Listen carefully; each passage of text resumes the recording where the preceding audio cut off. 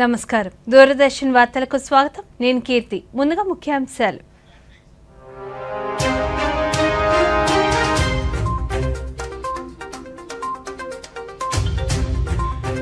ఈ నెల 22 నుంచి ప్రధాని రష్యా పర్యటన. కజన్ వేదికగా 16వ బ్రిక్స్ శిఖరాగ్ర సదస్సులో పాల్గొనున్న నరేంద్ర మోదీ. గుంటూరు జిల్లా మంగళగిరిలో పార్టీ నేతలతో ముఖ్యమంత్రి సమావేశం. గత 5 ఏళ్లలో వైఎస్ఆర్ కాంగ్రెస్ పార్టీ రాష్ట్రాన్ని నిర్వీర్యం చేసిందన్న చంద్రబాబు నాయుడు. రాష్ట్ర వ్యాప్తంగా దాదాపు 18 లక్షల మంది బీజేపీ సభ్యత్వం పొందారన్న ఆ పార్టీ రాష్ట్ర అధ్యక్షురాలు.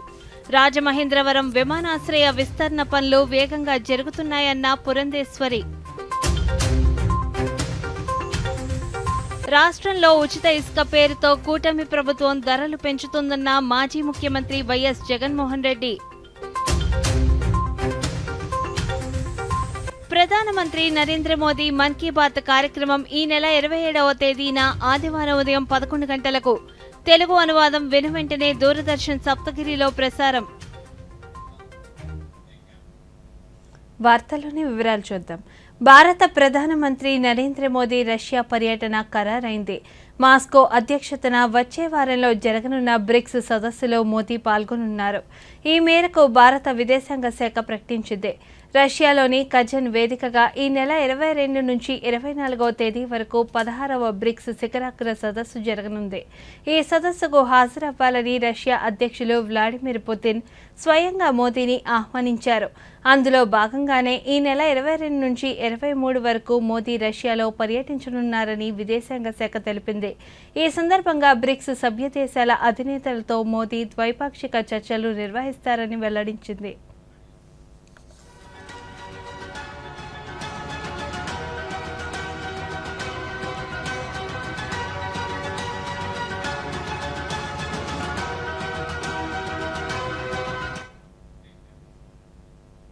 గత 5 ఏళ్లలో వైఎస్ఆర్ కాంగ్రెస్ పార్టీ రాష్ట్రాన్ని నిర్వీర్యం చేసిందని తెలుగుదేశం పార్టీ అధినేత ముఖ్యమంత్రి నారా చంద్రబాబు నాయుడు విమర్శించారు.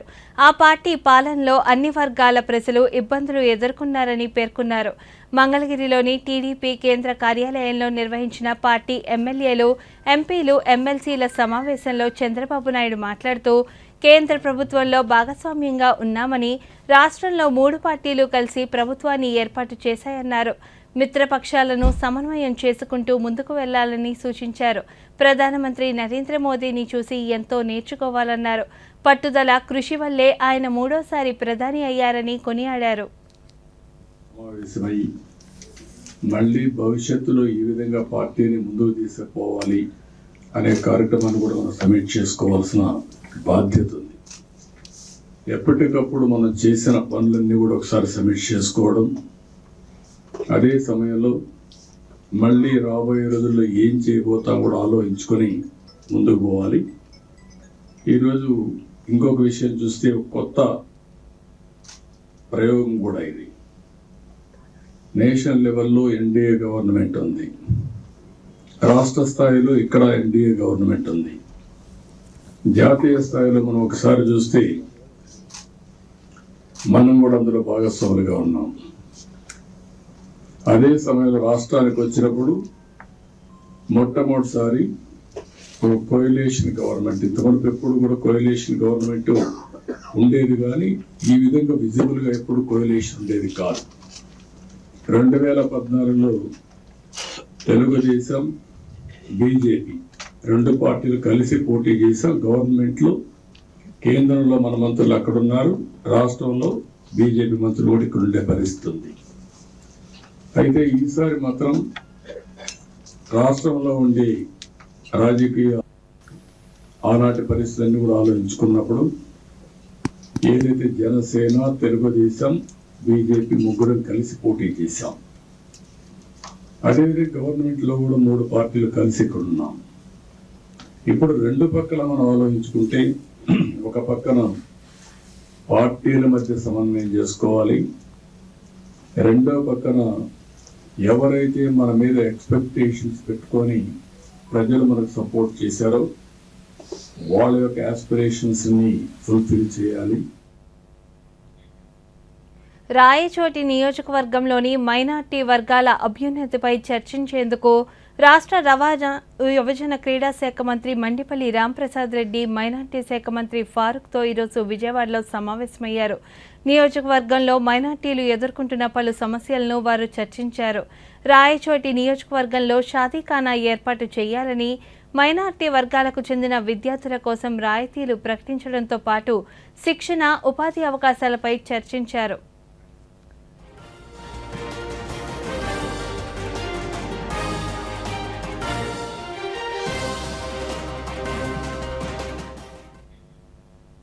రాష్ట్ర ప్రభుత్వం మంగళగిరి సీకే కన్వెన్షన్లో ఈ నెల 22, 23 తేదీల్లో ప్రతిష్టాత్మకంగా నిర్వహించనున్న అమరావతి డ్రోన్ సమ్మిట్ 2024కి కావాల్సిన అన్ని ఏర్పాట్లు చేస్తున్నట్లు ప్రభుత్వ ప్రధాన కార్యదర్శి నీరబ్ కుమార్ ప్రసాద్ తెలిపారు.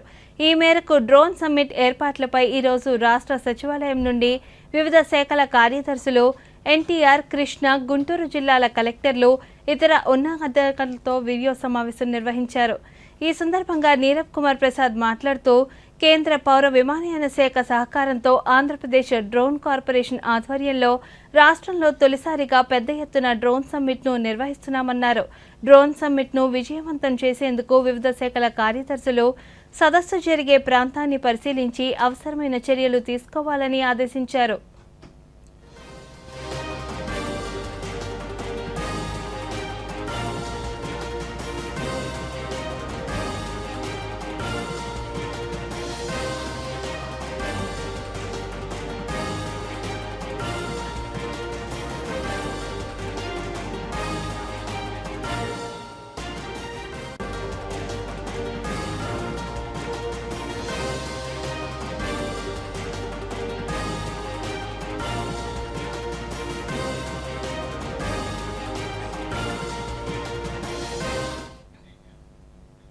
ప్రజాకోర్టులో ఎన్డీఏ కూటమి ప్రభుత్వం రాష్ట్రంలో గెలిచిందని రాష్ట్ర ఐటీ శాఖ మంత్రి నారా లోకేష్ అన్నారు. విశాఖలో ఈరోజు ఆయన మీడియాతో మాట్లాడుతూ, తనపై చేసిన ఒక్క ఆరోపణను కూడా వైసీపీ నిరూపించలేకపోయిందన్నారు. ప్రజలు తమ కుటుంబాన్ని దీవించి 6 సార్లు అవకాశం ఇచ్చారన్నారు. ప్రజలు ఇచ్చిన అవకాశాలను వారికి సేవ చేసేందుకే వినియోగించామని తెలిపారు. ప్రభుత్వంపై దుష్ప్రచారం చేస్తే తప్పకుండా చర్యలు తీసుకుంటామని లోకేష్ స్పష్టం చేశారు. మారే విధంగా ప్రభుత్వ వాహనం కానివ్వండి, ప్రభుత్వ అకామిడేషన్ కానివ్వండి, అదే విధంగా డొమెస్టిక్ గా నా ఫ్లైట్ టికెట్లు కూడా నేనే కొనుక్కుని వెళ్లే పరిస్థితి. విశాఖపట్నానికి ఎన్డీఏ ప్రభుత్వ అధికారులకు వచ్చిన 3వ వస్తాను. నేను 3వ కూడా పాదయాత్రలో పడుకున్న బస్సులోనే నేను తీసుకెళ్లి మన party office, Telugu Desam party office దగ్గర పెట్టుకుని అక్కడనే పడుకుంటాం జరుగుతుంది. అంటే ఒక బాధ్యత మా పైన ఉంది. ప్రజలు మా కుటుంబాన్ని ఆశీర్వదించారు, దీవించారు. 6 సార్లు మాకు అవకాశం కల్పించారు. ఆ అవకాశం ప్రజలు సేవ చేసేదానికి, ప్రజలకు మెరుగైన అవకాశాలు కల్పించడానికి, వాళ్ళ పిల్లల భవిష్యత్తు కాపాడుకునేదానికి మేము వినియోగించాం తప్ప సొంత ప్రయోజనాల కోసమో, లేదంటే నా కాఫీ టీల కోసమో, నా నీళ్లు కోసం ఏనాడు మేము వాడలేదు. సో నా పోరాటం కొనసాగుతుంది. భారతీయ జనతా పార్టీ సభ్యత్వ నమోదులో తూర్పుగోదావరి జిల్లా రాష్ట్రంలో 4వ స్థానంలో ఉందని ఆ పార్టీ రాష్ట్ర అధ్యక్షురాలు, రాజమహేంద్రవరం పార్లమెంట్ సభ్యురాలు దగ్గుపాటి పురంధేశ్వరి పేర్కొన్నారు. తూర్పుగోదావరి జిల్లా రాజమహేంద్రవరంలోని పార్టీ కార్యాలయంలో రాష్ట్ర ఇన్ఛార్జ్ సిద్ధార్థనాథ్ సింగ్తో కలిసి ఆమె పార్టీ నేతలతో సమావేశంలో పాల్గొన్నారు. అనంతరం వారు మీడియాతో మాట్లాడుతూ, వర్షాలు, వరదల కారణంగా సభ్యత్వ నమోదు కార్యక్రమం ఆలస్యంగా ప్రారంభమైందని, కేంద్రం ప్రవేశపెడుతున్న పథకాలను సగర్వంగా ప్రజల ముందుకు తీసుకువెళ్తున్నామన్నారు. అమరావతి నిర్మాణానికి కేంద్రం 12,500 కోట్లు కేటాయించిందని తెలిపారు. అది మాత్రమే కాకుండా వాళ్ళ రాజమండ్రి చూసినా కూడా ఎయిర్పోర్ట్ వైష్ణవ్ గారి యొక్క సహకారంతో 245 కోట్లు స్టేషన్ అని చెప్పినా ఇవాళ అది 280 కోట్లకి హెచ్చించబడింది. ఎందుకంటే మేమందరం కూర్చుని అక్కడ రైల్వే అధికారులతో మాట్లాడి మనకి వెస్ట్ సైడ్ కాదు ఈస్ట్ సైడ్ డెవలప్మెంట్ ఉండాలి అనేటువంటి విషయం వారి దృష్టికి తీసుకుని వచ్చి సుదీర్ఘంగా చర్చించిన పెరగాలి. అవన్నీ కూడా ఒక ప్రక్రియ ఉంది. It is very heartening to note that Rajamundry has crossed over 1 lakh in membership drive. So still 3 more days are there for primary membership, and then we'll start the active membership drive from after 20th, put together offline and online. So there should not be a problem. Overall, if I have to speak about Andhra Pradesh, not many people believe, but yes, we have crossed 17 lakhs. We have crossed 17 lakhs and members, which are primary members, and that in itself, I would say, if I have to compare with Telangana, we have done better than Telangana. రాష్ట్ర schedule తెగల commission chairman doctor డివిజి Shankarrao పదవి బాధ్యతలు స్వీకరించి ఏడాది పూర్తయిన సందర్భంగా Andhra Pradesh governor Abdul నజీర్ని మర్యాదపూర్వకంగా కలిశారు. క్షేత్రస్థాయిలో కమిషన్ పర్యటనలు చేసిన సందర్భాల్లో అధ్యయనం చేసిన గిరిజనుల సమస్యలను గవర్నర్ దృష్టికి తీసుకెళ్లారు. ఈ కార్యక్రమంలో కమిషన్ కార్యాలయ సిబ్బంది కూడా పాల్గొన్నారు.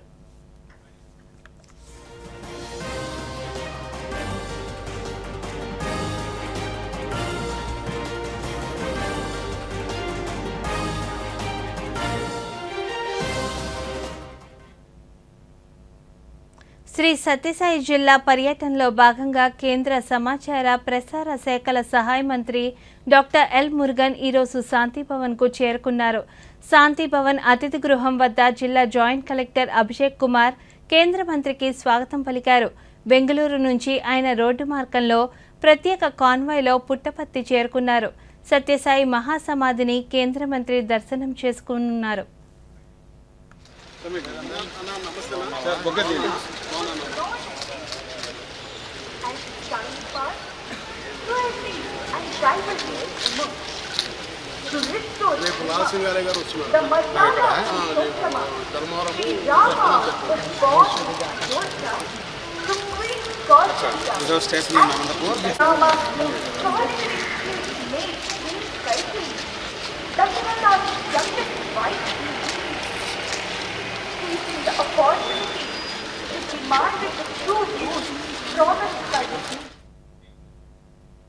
రాష్ట్రంలో ఉచిత ఇసుక అని చెప్పి కూటమి ప్రభుత్వం ధరలు పెంచుతోందని వైఎస్ఆర్ కాంగ్రెస్ పార్టీ అధ్యక్షులు మాజీ ముఖ్యమంత్రి వైఎస్ జగన్మోహన్ రెడ్డి విమర్శించారు. తాడేపల్లిలోని నివాసంలో నిర్వహించిన మీడియా సమావేశంలో ఆయన మాట్లాడుతూ ఇసుక తీసే కాంట్రాక్టులను అధికార పార్టీకి చెందిన వారికే కట్టబెట్టారని ఆరోపించారు. 2 రోజులు మాత్రమే టెండర్కు సమయం ఇచ్చారన్నారు. తమ ప్రభుత్వ హయాంలో పారదర్శకంగా ఇసుక విధానం అమలు చేశామని జగన్మోహన్ రెడ్డి తెలిపారు. ఆర్గ్యూ చేశారు. ఈరోజు నేను అడుగుతా ఉన్నా, ఇదే చంద్రబాబు నాయుడు గారిని, ఇదే కూటమికి సంబంధించిన ఇదే ప్రభుత్వానికి వీళ్ళందరినీ కూడా ఒకటే అడుగుతా ఉన్నా. వీళ్ళందరూ కూడా ఈరోజు రాష్ట్రంలో దాదాపుగా 141 కాన్స్టిట్యున్సీస్లో 141 నియోజకవర్గాలలో యావరేజ్గా 20,000 రూపాయల పైన ఉంది ఇసుక లారీ రేటు. దాదాపుగా 53 నియోజకవర్గాలలో ఇసుక యావరేజ్ రేటు 30,000 రూపాయల పైన ఉంది. కొన్ని నియోజకవర్గాలలో అయితే ఇసుక రేటు లారీ 60,000 రూపాయల పైన ఉంది. నేను అడుగుతా ఉన్నా, ఒకవైపున ఇసుకేమో ఉచితం అంటారు, ఒకవైపున ఇసుక ఉచితం అంటారు, మరోవైపున చూస్తే రాష్ట్ర ప్రభుత్వానికి గతంలో వచ్చే ఆదాయం 0 అయిపోయింది.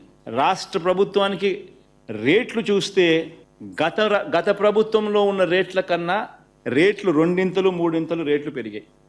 చంద్రబాబు నాయుడు గారు అబద్ధాలు ఏ స్థాయిలో ఉంటాయి, అబద్ధాలకు ఏ స్థాయిలో ఆయన రెక్కలు కడతాడు అని అంటే, నిజంగా ఈ స్కిల్ స్కామ్ అనేది ఒకసారి గమనిద్దాం. ఈ స్కిల్ స్కామ్కి సంబంధించి నిజంగా ఆశ్చర్యం కలిగించే విషయాలు కొన్ని ఉన్నాయి. అసలు ఇది ఎందుకు చెప్పాల్సి వస్తూ ఉందనంటే కూడా ఈ మధ్యకాలంలో చంద్రబాబు నాయుడుకు ఈడీ ఈ మాదిరిగా లెటర్ రాసింది. ఈడీ ఈ మాదిరిగా ప్రెస్ రిలీజ్ చేసింది లెటర్ను. కొంచెం ఫాంట్ సైజ్ తగ్గిస్తే కొంచెం పూర్తి లెటర్ బయటకు వస్తుంది. ఈడీ రిలీజ్ చేసిన ప్రెస్ నోట్ ఇది.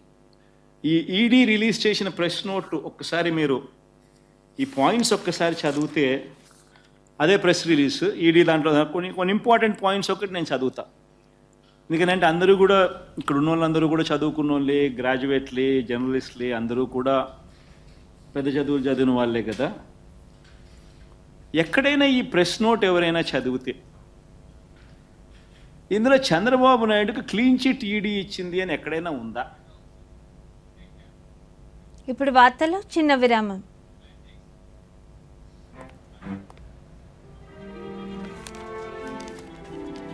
ఇంత త్వరగా డబ్బు డబుల్. ఓ డబ్బు పెడతారా? అయితే అనుభవిస్తారు. ఇలా తండి. ఇలాంటి ఆశ పెట్టే స్కీమ్స్ లో డబ్బు పెట్టడం అంటే మోసాన్ని ఆహ్వానించడం. కాబట్టి ముందు చేయండి దర్యాప్తు, తరువాతే పెట్టండి డబ్బు. లేకపోతే మీ సొమ్మవుతుంది ఫుర్. ఆర్బీఐ అంటుంది, విషయాలు తెలుసుకోండి, జాగరూకంగా ఉండండి. వార్తలకు తిరిగి స్వాగతం. రాష్ట్ర మానవ వనరులు ఐటీ శాఖ మంత్రి నారా లోకేష్ ఈరోజు విశాఖపట్నంలో ప్రజా దర్బార్ నిర్వహించారు. విశాఖ వాసులు తమ సమస్యలు పరిష్కరించాల్సిందిగా కోరుతూ మంత్రి లోకేష్కి వినతి పత్రాలు అందించారు. వారి సమస్యలను స్వయంగా తెలుసుకున్న మంత్రి వాటిని సత్వరమే పరిష్కరించాల్సిందిగా సంబంధిత శాఖల అధికారులను ఆదేశించారు. తమ సమస్యలకు తక్షణ పరిష్కారం చూపుతున్నందుకు విశాఖ జిల్లా ప్రజలు ఆయనకు కృతజ్ఞతలు తెలిపారు. ప్రజా దర్బార్ కార్యక్రమానికి ప్రజల నుండి విశేష స్పందన లభిస్తుంది.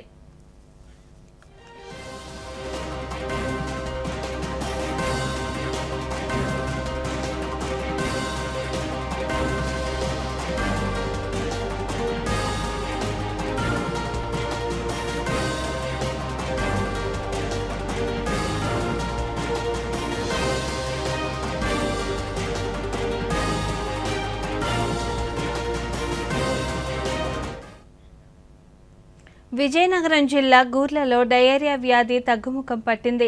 పరిస్థితి పూర్తిగా అదుపులో ఉందని జిల్లా కలెక్టర్ డాక్టర్ బిఆర్ అంబేద్కర్ తెలిపారు. గూర్ల గ్రామంలో ఈరోజు ఆయన పర్యటించారు. పారిశుద్ధ్యం, తాగునీటి సరఫరా, పైప్ లైన్లను పరిశీలించారు. గ్రామస్తులతో మాట్లాడి వారి సమస్యలను అడిగి తెలుసుకున్నారు. భూగర్భ జలాలు, త్రాగునీరు ఎక్కడా కలుషితం అవ్వకుండా చర్యలు తీసుకోవాలని ఆదేశించారు. చికిత్స పొందుతున్న రోగుల యోగక్షేమాలను విచారించారు. ఈ సందర్భంగా కలెక్టర్ మీడియాతో మాట్లాడుతూ గ్రామంలో పరిస్థితి పూర్తిగా అదుపులో ఉందని చెప్పారు. ఈరోజు కొత్తగా 6 కేసులు మాత్రమే నమోదయ్యాయన్నారు. వారికి మెరుగైన చికిత్సను అందిస్తున్నామని తెలిపారు. కండక్ట్ చేయడం జరిగింది. 3 డిపార్ట్మెంట్లు, ఆర్డబ్ల్యూఎస్ డిపార్ట్మెంట్ కానీ, పంచాయతీరాజ్ డిపార్ట్మెంట్, మెడికల్ డిపార్ట్మెంట్ ముగ్గురు కలిసి కోఆర్డినేషన్స్తో అసలు విషయం ఏంటనేది దాని మీద ఐడెంటిఫై చేస్తే గ్రౌండ్ వాటర్ కండెమ్నెడ్ అయింది అనేది ఐడెంటిఫై చేయడం జరిగింది. ఇమ్మీడియట్లీగా మొన్న ఆ విషయం తెలియగానే నిన్నే మేము ఏం చేసామంటే మొత్తం ఎంటైర్ ఈ విలేజ్ సంబంధించి గ్రౌండ్ వాటర్, ఇక్కడ వాటర్ లెవెల్స్ ఓన్లీ 10 to 15 ఫీట్లోనే మీకు డ్రింకింగ్ వాటర్ లెవెల్స్ ఉన్నాయి. దాదాపు గ్రామంలో 277 ప్రైవేటు బోర్లు ఉన్నాయి. ఈ వాటర్ కండెమ్నడం వల్ల, ఈ బోర్లో వాటర్ తాగడం వల్ల ఈ డయేరియా వచ్చిందని చెప్పని డాక్టర్స్ వీళ్ళంతా దాన్ని ఐడెంటిఫై చేయడం జరిగింది. సో ఇప్పటివరకు కూడా మనము 163 కేసెస్ ట్రీట్ చేయడం జరిగింది. వాటిలో ఒక 25 కేసెస్ మాత్రం మనము కొంచెం ఏజ్డ్ వాళ్ళు, కోమార్బిడిటీస్ ఉండడం వల్ల వాళ్ళని మనము విజయనగరం జనరల్ హాస్పిటల్కి పంపించడము, కేజీహెచ్కి ఒక 2 to 3 కేసెస్ పంపించడం జరిగింది. మిగతా కేసెస్ అన్నీ కూడా ఇక్కడ మనకి గుర్లాలో ఎక్కడైతే పిహెచ్సి ఉంది, పిహెచ్సి కాకుండా నెంబర్ ఎక్కువ ఉంది కాబట్టి మనకి ఇక్కడ జడ్పీ హై స్కూల్లో as per the instructions of our district collector sir ఇక్కడ మనము ఒక మెగా క్యాంప్ లాగా ఒకటి ఆర్గనైజ్ చేశారు.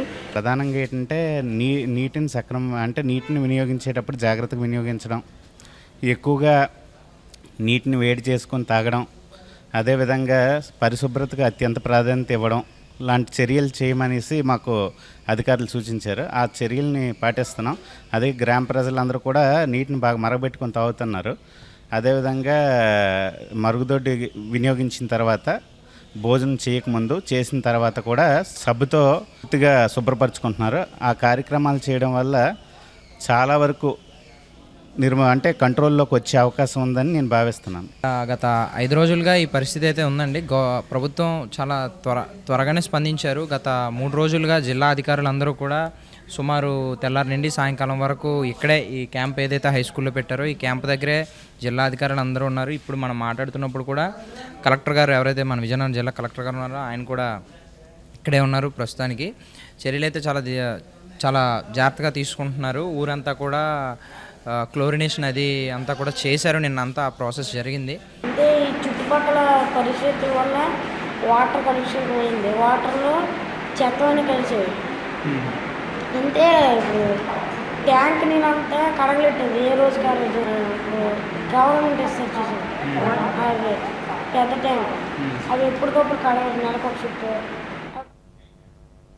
పశ్చిమ గోదావరి జిల్లాలోని పట్టణాల్లో సాంకేతికతను ఉపయోగించి మెరుగైన సేవలు అమలు చేయాలని జిల్లా కలెక్టర్ చెదలవాడ నాగరాణి మున్సిపల్ కమిషనర్లకు ఆదేశించారు.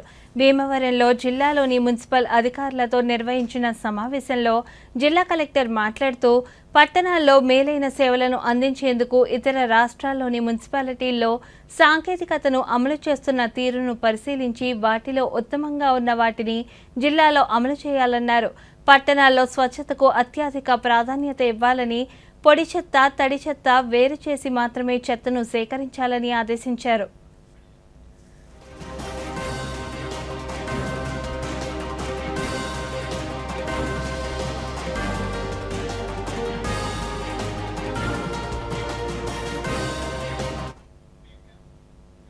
వాతావరణ కాలుష్యానికి ప్రధాన కారణమైన కార్బన్ ఇంధన వ్యర్థాలను తగ్గించే దిశగా దక్షిణ మధ్య రైల్వే చర్యలు తీసుకొనుంది. దీనిలో భాగంగా విజయవాడ డివిజనల్ రైల్వే హాస్పిటల్లో సోలార్ ప్లాంట్ని నెలకొల్పింది. ఈ కార్యక్రమంలో దక్షిణ మధ్య రైల్వే చీఫ్ ఎలక్ట్రికల్ ఇంజనీర్ పిడి మిశ్రా, ఇతర అధికారులు పాల్గొన్నారు.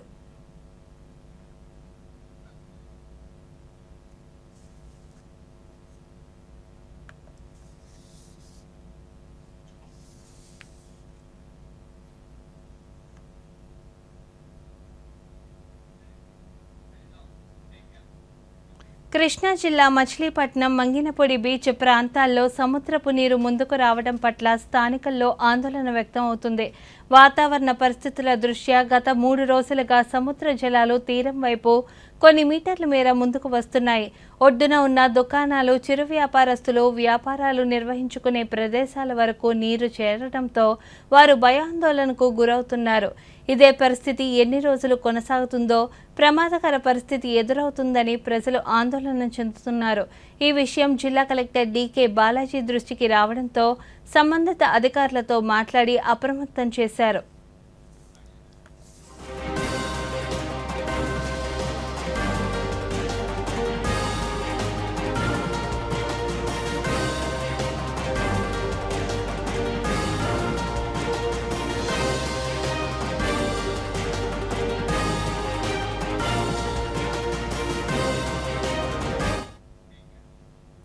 విజయవాడ అంతర్జాతీయ విమానాశ్రయం వద్ద జాతీయ రహదారి ప్రాంతంలో 45,000 చదరపు మీటర్ల సుందరీకరణ పనులు చేపట్టనున్నట్టు గన్నవరం శాసనసభ్యులు యార్లగడ్డ వెంకట్రావు తెలిపారు. నేడు ఎన్టీఆర్ వెటర్నరీ కళాశాల వద్ద ఎన్డీఏ కూటమి నాయకులు, అధికారులతో కలిసి ఆయన బ్యూటిఫికేషన్ పనులను ప్రారంభించారు. ఈ సందర్భంగా శాసనసభ్యులు మీడియాతో మాట్లాడుతూ విజయవాడ వైపు వెళ్లే మార్గంలోనే కాకుండా హనుమాన్ జంక్షన్, వైజాగ్ వైపు వెళ్లే ప్రయాణికులకు కూడా ఆహ్లాదం కలిగేలా మొక్కలను పెంచుతామన్నారు.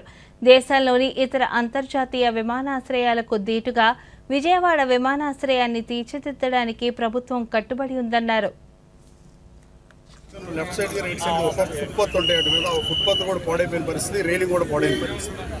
ఇంటర్నేషనల్ డెలిగేట్స్ అమరావతిలో గౌరవ ముఖ్యమంత్రి చంద్రబాబు నాయుడు గారును, పవన్ కళ్యాణ్ గారును, సంబంధిత మంత్రులను కలవటానికి వచ్చేవాళ్ళు, ఇండస్ట్రీస్టులు, పక్క రాష్ట్రాల నుంచి వచ్చే ఇండస్ట్రీస్టులు, వీళ్ళందరూ వచ్చినప్పుడు ఎలాంటి ప్రమాణాలు ఉండాలనే విషయంలో అధికారులందరితో సమన్వయం చేసుకుంటూ ఎక్కువ టైం పట్టింది.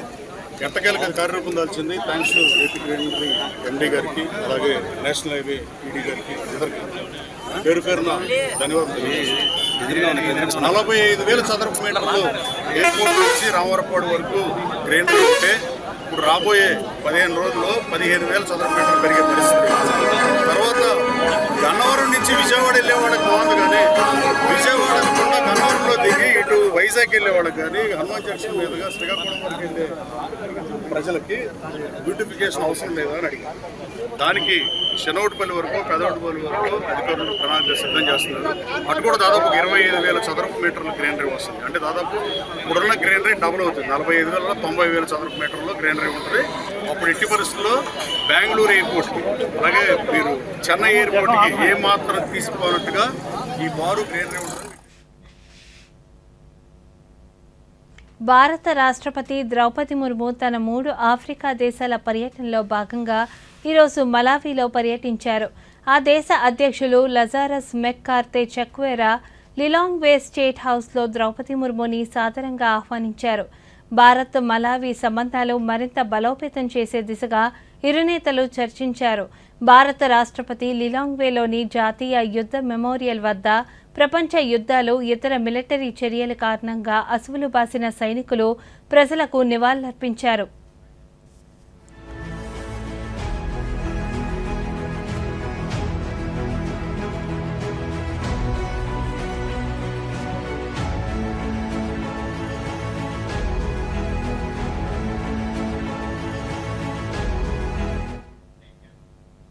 బాల్య వివాహాల కట్టడికి సర్వోన్నత న్యాయస్థానం మార్గదర్శకాలను జారీ చేసింది. పర్సనల్ లాతో సంబంధం లేకుండా బాల్య వివాహాల నిరోధక చట్టాన్ని అమలు చేయాలని సూచించింది. ఈ మేరకు ప్రధాన న్యాయమూర్తి జస్టిస్ డివై చంద్రచూడ్ నేతృత్వంలోని ధర్మాసనం ఉత్తర్వుల్లో పేర్కొంది. బాల్య వివాహాల నిరోధక చట్టాన్ని పర్సనల్ లాతో తగ్గించవద్దని వెల్లడించింది. అలాగే ఇలాంటి వివాహాలతో మైనర్లకు వారి జీవితాన్ని ఎంచుకునే స్వేచ్ఛను ఉల్లంఘించడమేనని వ్యాఖ్యానించింది. బాల్య వివాహాల నిరోధం, మైనర్ల రక్షణపై అధికారులు దృష్టి సారించాలని, చివరి ప్రయత్నంగా నిందితులకు జరిమానా విధించాలని తెలిపింది.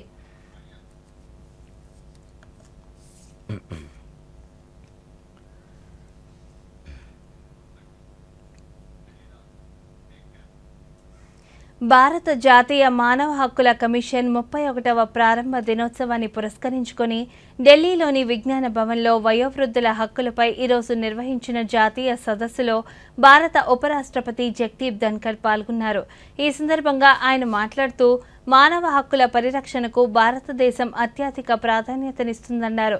బలహీన వర్గాలు, మైనార్టీల హక్కుల పరిరక్షణకు భారత ప్రభుత్వం కట్టుబడిందన్నారు. ఇతర దేశాల్లో జరుగుతున్న మానవ హక్కుల ఉల్లంఘన ఆందోళనకరమన్నారు. And advancing human rights. Equality has to be understood as it is beyond definition as such. However, indisputably, at the core of equality is that all human beings are born free. కేంద్ర రక్షణ శాఖ ఆధ్వర్యంలో ఈరోజు ఢిల్లీలో నిర్వహించిన DRDO పారిశ్రామిక వర్క్షాప్లో కేంద్ర రక్షణ శాఖ మంత్రి రాజ్నాథ్ సింగ్ పాల్గొన్నారు. రక్షణ నిపుణులతో ఆయన మాట్లాడుతూ శాస్త్రవేత్తల కృషి వల్లనే రక్షణ రంగం బలోపేతమైందన్నారు. సాంకేతికతలో చోటు చేసుకున్న విప్లవాత్మక మార్పుల ప్రభావం రక్షణ రంగంపై కూడా పడిందన్నారు. సాంకేతికత సాంప్రదాయ యుద్ధ స్వరూపాన్నే మార్చేసిందన్నారు. భూమి, సముద్ర, వాయు మార్గాల్లోనే కాకుండా డ్రోన్లు, సైబర్ వార్, అంతరిక్షం వంటి వినూతన యుద్ధ రీతులు ఏర్పడుతున్నాయని ఆయన తెలిపారు. రక్షణ రంగంలో ఎదురవుతున్న సవాళ్లను అధిగమించడానికి ప్రైవేట్ సెక్టార్ని కలుపుకోవాల్సిన అవసరం ఉందన్నారు. लगातार हो रही प्रगति पर थोड़ी सी रोक तो लगाई है, फिर भी इंडस्ट्रियल डेवलपमेंट का दौर रुकने नहीं पाया. थोड़ा और एरिया आप आगे आए तो कंप्यूटर के आगमन ने इस डेवलपमेंट का एक नया दौर शुरू. कंप्यूटर के आगमन के बाद बड़ी से बड़ी सूचनाओं को छोटी सी छोटी मशीनों में कैद किया जाने लगा. मशीनों की क्षमता बढ़ी और लगभग 15 से 20 वर्षों के अंदर कंप्यूटर ने पूरी दुनिया पर अपना प्रभाव स्थापित कर लिया. साथियों, इस कंप्यूटर ఇజ్రాయెల్, హెజ్బుల్లా మధ్య భీకర దాడులతో నెలకొన్న సంక్షోభ పరిస్థితుల నేపథ్యంలో లెబనాన్కు భారత్ మానవతా సాయం అందించింది. సంక్షోభ పరిస్థితుల్లో అక్కడి ప్రజలను ఆదుకోవాలనే సంకల్పంతో వారికి అవసరమైన ఔషధాలను పంపించాలని నిర్ణయించింది. మొత్తం 33 టన్నుల వైద్య సామాగ్రిని పంపుతున్నట్లు కేంద్ర విదేశాంగ శాఖ తెలిపింది. ఇందులో భాగంగా తొలి విడతలో 11 టన్నుల వైద్య సామాగ్రిని ఈరోజు ప్రత్యేక విమానంలో పంపించినట్లు కేంద్ర విదేశాంగ శాఖ అధికార ప్రతినిధి రణ్ధీర్ జైస్వాల్ వెల్లడించారు. కార్డియోవాస్కులర్ ఔషధాలు, నాన్ స్టెరాయిడ్ యాంటీ ఇన్ఫ్లమేటరీ మందులు, యాంటీబయోటిక్స్, అనస్థీషియాకు సంబంధించిన ఔషధాలను పంపినట్లు ఆయన సామాజిక మాధ్యమం ఎక్స్లో పేర్కొన్నారు.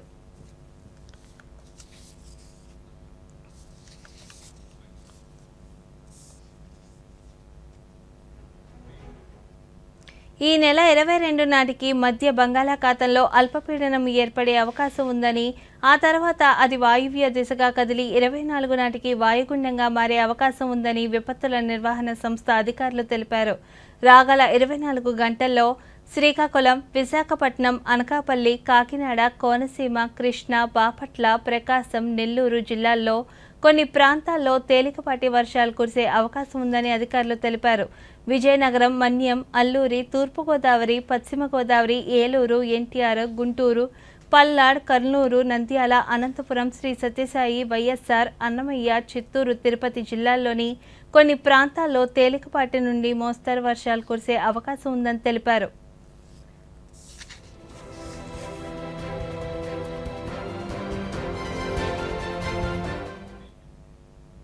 ఈ వార్తలు ఇంతతో సమాప్తం. నమస్కారం.